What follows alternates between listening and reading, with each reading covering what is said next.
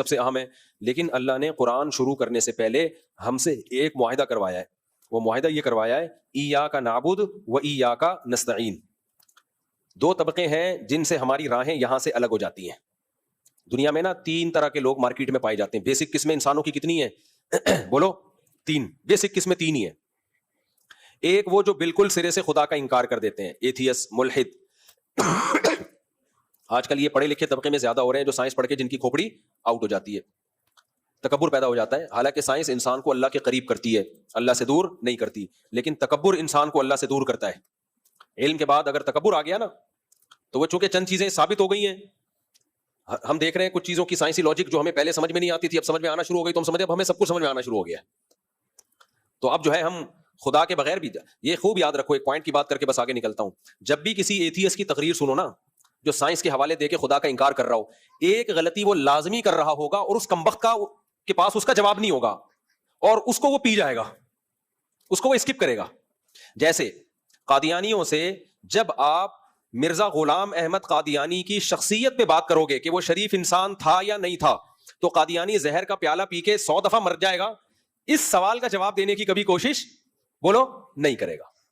وہ آپ کو ختم نبوت کے لفظ میں الجھائے گا کہ نبی خاتم النبیین کا یہ مطلب ہے, تو نہیں یہ مطلب ہے, تو ذلی نبی, تشریعی نبی وغیرہ وغیرہ میں الجھائے گا. کچھ بھی الٹا لٹک جائے گا. وہ اس پہ کبھی مناظرہ نہیں کرے گا کہ اس پہ ہم بحث کرتے ہیں کہ مرزا غلام احمد قادیانی شریف انسان تھا یا بدتمیز انسان تھا. وہ صحیح ہے نا, وہ شریف تھا ہی نہیں. آپ تجربہ کر کے دیکھ لو بھائی. اگر بالفرض نقل کفر نباشت یہ ثابت بھی ہو جاتا ہے نبی آخری نبی نہیں تھے, تو کیا مطلب آپ کے بعد جو بھی نبی نبوت کا دعویٰ کرے مان لیں گے اس کو؟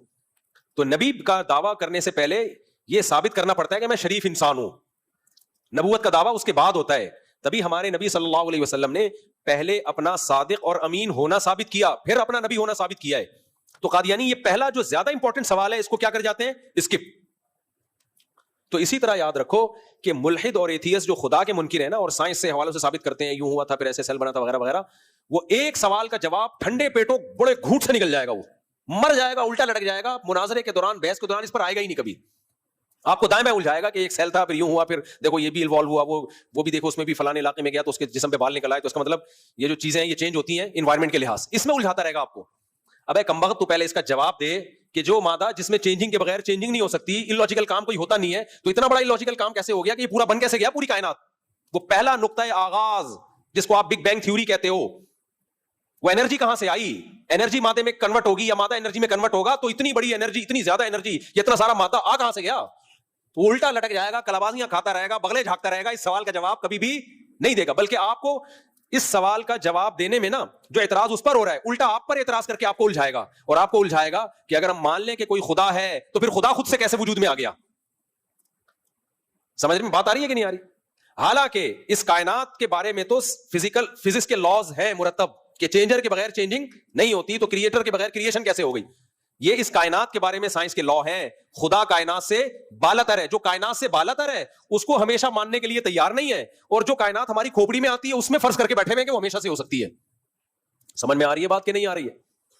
یعنی جس کا ہمیشہ سے ماننا ممکن ہے, گاڈ, خدا جو ہماری عقل سے بالاتر ہے, اس کو ہمیشہ سے ماننے کے لیے کہتے ہیں کیسے ہو گیا بھائی, اس کو کس نے بنایا؟ اور جو کائنات جو ہمیشہ سے ہو ہی نہیں سکتی, جس میں سائنسی لاز اپلائی ہوتے ہیں, فزکس کے قانون اپلائی ہوتے ہیں کہ نہیں ہو سکتی بھائی, اس کو کہتے ہیں کہ کیا یہ ہمیشہ سے ہے. تو یہ پاگل پنے والی بات ہے. یہاں یہ جو بیس پوائنٹ ہے نا, یہ جو بنیاد ہے, اسٹارٹنگ پوائنٹ کائنات کا, اس کی ابتدا کس نے کی تھی؟ جب کچھ نہیں تھا تو کس نے بنا دیا؟ قرآن تو اس کا جواب دیتا ہے, ایک ذات ہے جو کچھ کرنے میں کسی چیز کی محتاج نہیں ہے, اس کے ارادے کا نام ہے کن فیکون. کتنا آسانی سے حل کر دیا نا یہ خدا قرآن نے, آسمانی کتابوں نے. بھائی ایک ذات ہے, اس کو فقہا یا جو متکلمین ہیں وہ ٹرم یہ استعمال کرتے ہیں کہ اس کائنات میں 2 قسم کے وجود ہیں, ایک واجب الوجود اور ایک ممکن الوجود. واجب الوجود اسے کہتے ہیں جس کا وجود اصل ہو, جو اپنے وجود میں غیر کا محتاج نہ ہو. اور دوسری چیز ہے یہ مادہ جو ممکن الوجود ہے, اس میں اس کا بھی امکان ہے کہ ہو, اس کا بھی امکان ہے کہ نہ ہو. تو ہونے کا کوئی سبب ہوگا تو ہو جائے گی, سبب نہیں ہوگا تو نہیں ہوگی. تو اللہ واجب الوجود ہے, اس کے ہونے کے نہیں, اس کے نہ ہونا یہ عجیب ہے. اس کا تو وجود اصل ہے, تو اس کا وجود اصل تھا, اس کے ارادے سے یہ کائنات پہلی مرتبہ وجود میں آئی. جب وجود میں آ گئی تو اس نے فزکس کے قوانین میں اس کو جوڑ دیا, وہ لا بنا کے چلا دیا اس کائنات کو. تو دنیا میں 3 طبقے ہو گئے. ایک طبقہ تو وہ 2 کمبخت خدا کے وجود کا منکر ہے, illogical, وہ کہتے ہیں ہماری آنکھ بھی خود بخود بن گئی. وہ ڈیجیٹل کیمرے کے بارے میں تو نہیں کہتا خود بخود بن گیا, لیکن انسانی آنکھ کی کاپی ہے ڈیجیٹل کیمرہ, اس کے بارے میں پھینکتا ہے کہ یہ خود بخود بن گئی. صحیح ہے نا؟ تو یہ بہت بڑے پھینکو ہیں, اس لیے یہ سائنس جو کر رہے ہوتے ہیں نا, اس سے متاثر ہونے کی ضرورت نہیں ہے. تو سائنسی ایجادات سے آپ متاثر ہو, سائنسی جو تحقیقات ہیں ان سے آپ متاثر ہو, سائنسی ہوائی فائرنگ سے ہم متاثر نہیں ہوتے, کیونکہ جو کم بخت تم پہ بیسک سوال ہوتا ہے اس کو تم پی جاتے ہو. اور پھر یہ سائنسدانوں کا متفقون علیہ نظریہ بھی نہیں ہے. بہت سے سائنسدان خدا کو مانتے ہیں, وہ کہتے ہیں کہ یہ ہو نہیں سکتا کہ یہ خود بخود اتنا زبردست نظام وجود میں آ گیا ہو. تو ایک طبقہ وہ ہے جو کہتا ہے خدا نہیں ہے, دوسرا طبقہ وہ ہے جو میجورٹی ہے, جو ہمیشہ سے مانتا آیا کہ نہیں کوئی نہ کوئی گاڈ بولو ہے. لیکن اس کے پھر دو ٹکڑے, دو فرقے ہیں اس میں تو کوئی اختلاف نہیں ہے کہ خدا ایک ہی ہے. ہندو کیا کہتے ہیں, بھگوان کتنے ہیں, اصل بھگوان جو آسمانوں پر ہے وہ کتنے ہیں, منہ سے ارشاد فرمائے ایک. وہ کہتے ہیں یہ چھوٹے چھوٹے جو 50 روپے والا اور 100 روپے والا یہ اس بھگوان کے روپ ہیں, اصل بھگوان کون سا ہے. تبھی وہ بھی جب کہتے ہیں نا بھگوان تو ان کی انگلی آسمان کی طرف جاتی ہے, اصل کون سا ہے, ایک. عیسائیوں سے پوچھا جائے گاڈ یا اللہ یا خدا کتنے ہیں, تو وہ جواب میں کیا کہیں گے, ایک جو آسمانوں پہ ہے. یہودیوں سے پوچھا جائے وہ بھی کیا کہیں گے, ایک جو آسمانوں پہ ہے. تو اس میں تو سب کا اتفاق ہے کہ وہ خدا کتنے ہیں, ایک ہے. اللہ ماشاء اللہ کچھ بے وقوف قسم کی قومیں ایسی بھی ہیں جنہوں نے, لیکن زیادہ تر میجورٹی 99.9% یہ کہ خدا ایک ہی ہے, جو کریٹر ہے وہ ایک ہے. اس کے اندر پھر دو ٹکڑے ہیں. جو خدا کے منکر ہیں ان سے تو کوئی لینا دینا ہی نہیں ہمارا, تو پاگل لوگ ہیں. وہ پاگل اس لیے ہیں کہ ایک طرف وہ یہ مانتے ہیں کہ کوئی بھی کام لاجک کے بغیر ہوتا نہیں ہے, اور اس کائنات کی ابتدا کیسے ہوئی ویسے ہی, ٹھیک ہے, اتنی بڑی یار. یعنی یا تو تم پھینکنے کو غلط سمجھتے ہو, کہتے ہو سائنس جو ہے مشاہدے پر کو مانتی ہے, ہوائی باتوں کو نہیں مانتی. سائنس مشاہدے کا نام ہے, سائنس میں ہوائی باتیں نہیں ہوتی. بالکل صحیح ہے, ہوائی باتیں نہیں ہوتی, لیکن آپ یہ اصول اس وقت توڑ دیتے ہو جب آپ کہتے ہو وہ کائنات کی ابتدا ہوئی, تو وہاں یہ اصول کیا کر دیتے ہو, توڑ دیتے ہو, کہتے ہیں ایسے ہی ہو گئی. وہاں تو آپ نے بہت بڑی پھینکی, یعنی پھینکتے نہیں تھے, جب پھینکنے پر آئے تو اتنی بڑی پھینکی ہے کہ وہ کیچ ہو نہیں رہی ہے. خیر, تو جو ایک خدا کو مانتے ہیں نا, عیسائی ہیں, یہودی ہیں, ہندو ہیں, سکھ ہیں, سارے کیا کہتے ہیں ایک. لیکن یہاں گڑبڑ ہو رہی ہوتی ہے. اب اس بات کو اچھی طرح سمجھو تاکہ ایاک نعبد و ایاک نستعین سمجھ میں آئے. مسئلہ یہاں سے نہیں ہوتا ہمارا عیسائیوں سے یا ہندوؤں سے کہ بھگوان, اصل بھگوان کتنے ہیں, اصل خدا کتنے ہیں. مسئلہ یہاں سے ہوتا ہے پکار کے لائق, عبادت کے لائق, اسباب سے ہٹ کے اختیارات, بگڑی بنانے کے اختیارات اللہ کے سوا کسی اور کے پاس بھی ہیں یا نہیں ہے. قرآن یہ کہتا ہے کہ نہیں ہے. اللہ نے یہ سارے اختیارات اپنے پاس رکھے ہیں, کسی کو دیے ہی نہیں ہے اللہ نے. ہندو سے آپ پوچھو گے, ہندو کہے گا بھائی اصل بھگوان کون ہے, وہی ہے جو آسمانوں پر ہے. بھائی پھر ان بتوں کی عبادت کیوں کرتے ہو. ہندو کہے گا بھائی اس بھگوان نے ان کو بھی کچھ اختیارات دے رکھے ہیں. جیسے وزیر اعظم کے پاس اصل طاقت ہوتی تو کسی اور کے پاس ہے, لیکن ہونی کس کے پاس چاہیے, ہونی کس کے پاس چاہیے, وزیر اعظم کے پاس. اور خود وزیر اعظم کس کے پاس ہوتے ہیں, وہ اب استغفر اللہ سیاسی باتیں آ گئی. تو وزیر اعظم کے پاس اصل طاقت, پھر جھوٹ بولنے میں گناہ نہ ملے نا, رمضان جھوٹ بول لیتے ہیں یار, ہوتی ہے دنیا میں اصل طاقت کس کے پاس ہوتی ہے, وزیر اعظم کے پاس ہوتی ہے.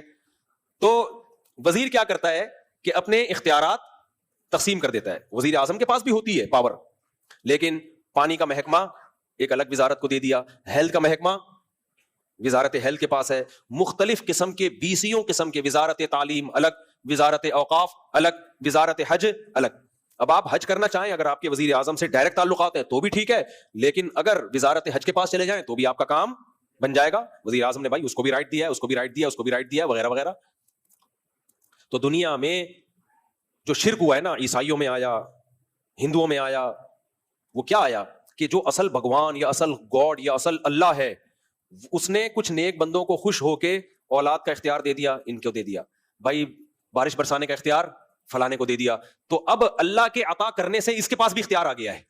یہ وہ شرک ہے جس کی الحم سے لے کے والناس تک قرآن نفی کر رہا ہے. اور آج مشرک سے کہا جائے کہ بھائی تم نبی سے مدد کیوں مانگتے ہو, تو وہ جواب میں کہتے ہیں نبی اصل میں مختار نہیں ہے, اللہ نے اختیارات دے دیے ہیں. تو یہی شرک تو ہندو کر رہے ہیں, کہہ رہے ہیں بتوں کو اللہ نے اختیارات دے دیے. عیسائی کہہ رہے ہیں عیسیٰ علیہ السلام کو اللہ نے اختیارات دے دیے, حضرت مریم کو اللہ نے اختیارات دے دیے. بھائی اللہ کہہ رہے کسی کو نہیں دیے. سب انتم الفقراء الی اللہ, سب کے سب اللہ کے فقیر ہو, کسی قسم کے اختیارات کسی کے پاس بھی نہیں ہے. یہ رمضان کا پہلا دن ہے نا, توحید تو آپ کی مضبوط ہو جائے. کوئی اختیارات نہیں دیے میں نے. اسی شرک کی نفی قرآن میں بار بار ہے. اگر ہم یہ تعویل مان لیں کہ بھائی اللہ کے اختیارات دینے سے اس کے پاس آ گئے ہیں, تو پھر یہ بار بار جو قرآن کہہ رہا ہے ایاک نعبد، اے اللہ ہم تیری ہی عبادت کریں گے، و ایاک نستعین، مدد صرف کس سے مانگیں گے؟ تجھ سے. یہ لفظی غلط ہو جائے گا. اے اللہ تجھ سے مانگیں گے اور اس سے بھی جس کو تو نے اختیارات دیے ہوئے ہیں. یہ ہونا چاہیے تھا نا. اے اللہ نبی سے بھی مدد مانگیں گے کیونکہ تو نے نبی کو بھی اختیارات دیے ہوئے ہیں. اللہ فلاں بازار سے بھی مدد مانگیں گے کیونکہ فلاں بابے سے تو خوش ہے، تو نے ان کو بھی اختیارات دیے ہوئے ہیں. اللہ پتھر سے بھی مدد مانگیں گے کیونکہ ہو سکتا ہے تو نے ان کو اختیارات دیے ہوئے ہوں. فلاں سے بھی مدد مانگیں گے، اس کو دیے ہوئے ہیں. اللہ کہتے ہیں کسی کو کوئی اختیار نہیں دیا. یہ سارے اختیارات کس کے پاس ہیں؟ اللہ کے پاس. تو ہم مدد صرف کس سے مانگیں گے؟ اللہ سے. یہاں ایک مشہور اشکال یہ لوگ کرتے ہیں کہ پھر پولیس سے مدد کیوں مانگتے ہو؟ ہیلپ لائن کا تو نام ہی مدد لائن.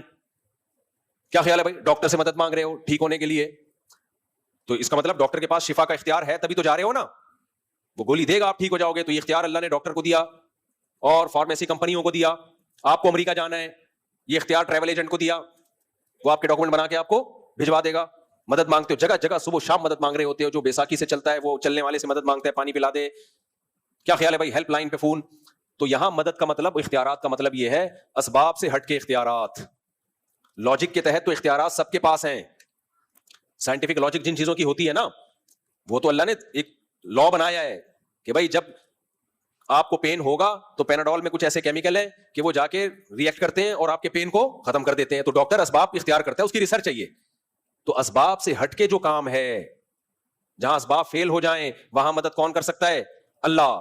باقی دنیا جو دارالاسباب ہے، یہ والی مدد تو سائنسدان بھی کر سکتے ہیں، پولیس بھی کر سکتی ہے، سب کر سکتے ہیں.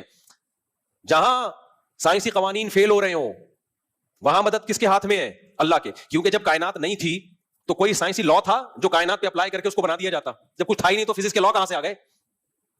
تو پہلی دفعہ اللہ نے پیدا کیا اپنی قدرت سے، کلمہ کن کی طاقت سے. ہو جا، ہو گئی، بس ختم. تو پہلی دفعہ کائنات کیسے وجود میں آئی ہے؟ اللہ کے ارادے سے. کچھ بھی نہیں تھا. کچھ بھی نہ ہو تو کچھ بنا سکتے ہو آپ. دیکھو نہیں آئے گی مثال، بات سمجھ میں آئے گی نہیں. دیکھو آپ گھر میں بیگم کے پاس ہے، بیگم مجھے روٹی بنا دو. بیگم نے کہا آٹا ختم، آٹے کے بغیر بنا دو. بیگم نے پلاسٹک کی روٹی بنا دی. آپ نے کہا پلاسٹک کی روٹی، یہ کیا بنا دیا؟ آٹے کی روٹی چاہیے، آٹا ہے ہی نہیں تو کیسے بنا دوں؟ آپ نے کہا چلو آج پلاسٹک کی کھا لیتا ہوں. اگلے دن آئے، بیگم روٹی بنا دو. اس نے کہا پلاسٹک پڑی ہے، پلاسٹک بھی ختم ہو گئی ہے. اب نہ پلاسٹک ہے، نہ توا ہے، نہ آگ ہے، نہ چمٹا ہے، نہ چینی ہے، نہ گھی ہے، نہ کچھ بھی نہیں ہے. کسی کا باپ بھی اب روٹی بنا سکتا ہے. اب سائنسدان آ گئے، فزکس کے لا، بگ بینگ تھیوری ہوا تھا، پھر فلا. بھائی بس کر یار، کچھ بننے کے لیے پہلے سے کچھ ہونا بولو ضروری ہے. کچھ بھی نہ ہو تو پھر کچھ بھی نہیں ہوتا. پھر ایک ایسی ذات چاہیے جس کے پاس بغیر کسی سبب کے بھی کچھ کرنے کی طاقت ہو. وہ کن کہے گا اور روٹی آ جائے گی آپ کے سامنے. وہ کلمہ کن استعمال کرے گا اور توا آ جائے گا. وہ کلمہ کن کہے گا کہ ہو جا اور وہ چیز ہو جائے گی. وہ کن کی طاقت، ہو جا کی طاقت کس کے پاس ہے؟ اللہ کے پاس. اور وہ اللہ اپنی قدرت دکھاتا بھی رہتا ہے. پہلی دفعہ تو اللہ نے اس کائنات کو بنانے میں دکھا دی، دوسری دفعہ آدم کو مٹی سے بنانے میں دکھا دی. عیسائی کہتے ہیں نا بغیر باپ کے عیسیٰ کیسے پیدا ہو گئے، بغیر باپ کے کیسے پیدا ہو گئے. اس کا مطلب معاذ اللہ خدا ان کا باپ ہے، نقل کفر نباشت. اللہ نے کہا آدم کیسے پیدا ہو گئے؟ وہ تو نہ باپ نہ ماں. تو جیسے آدم کو بغیر باپ اور ماں کے مٹی سے پیدا کر دیا، تو عیسیٰ کو تو پھر بھی ماں تھی، باپ نہیں تھے. اس میں کون سی اچھمبے کی بات ہے بھائی؟ اور دوسری بات، قدرت کے کمالات تو تم صبح شام دیکھ رہے ہو. جو پانی میں سافٹ ویئر انسٹال کر دے کہ وہ پانی ماں کے رحم میں جائے اور اس میں آنکھ ناک کان دل دماغ جگر پیدا ہو جائے، یہ بھی کلمہ کن کی طاقت سے ہی ہو سکتا ہے، خود بخود نہیں ہو سکتا. اور میں ایک بات کہہ کے بس آگے چلتا ہوں. یہ سائنسدان جو لوگ جو کہتے ہیں نا خربوں سال پہلے ونس اپون اے ٹائم ایسا ہوا تھا، یہ بچہ ماں کے پیٹ میں 9 مہینے میں بن کے تیار ہو جاتا ہے. اگر یہ پروسیس سائنسدانوں نے اپنی آنکھوں سے نہ دیکھا ہوتا، خدا کی قسم اس بچے کو دیکھ کے یہ کہتے یہ کھربوں سال میں بنا ہے، کھربوں سال میں یہ بنا ہے، حالانکہ پانی سے 9 مہینے میں بن کے تیار. یہ تو دیکھ لیا نا، دیکھ لیا جا کے، اس لیے اور اس کی لاجک سمجھ میں آ گئی یار یہ تو ایسے ہوتا ہے. ورنہ اگر یہ پروسیس اپنی آنکھوں سے صبح شام نہ دیکھا ہوتا تو بچہ اگر کہیں نظر آتا نا، سائنسدانوں نے کیا کہنا تھا؟ کھربوں اربوں سال میں جا کے یہ کچھ چیز وجود میں آئی ہے. تو یہ سب حقائق سے ان کا تعلق نہیں ہے، باتیں ہیں.